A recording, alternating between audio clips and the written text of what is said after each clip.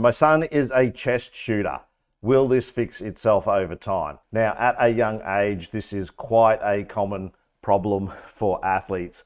At a young age, they don't have the power or strength to get the ball to the basket, particularly further out. So what they choose to do is they shoot the ball from their waist or chest.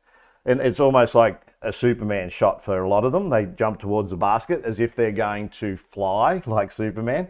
So I like to call it Supermaning. And a lot of it has to do with two things.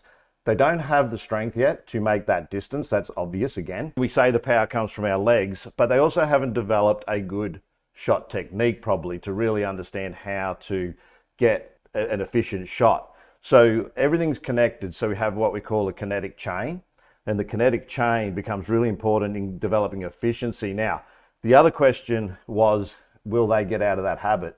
Well, the short answer to that is if they're trained well and they practice and focus on all the components of a good shot, then there's every likelihood, yes, they will outgrow it. And in fact, one of the athletes that's on the Ozswoosh channel, I think the videos that he appeared in 2011, 12, 13, he actually shot like that as a junior, and I coached him, and I used to worry about it. He'd make his shots, but he developed a really nice shot as an adult and was quite successful in the teams where I coached him. So the answer to that question is yes, as long as you get some good training to instruct you how to develop that technique over time.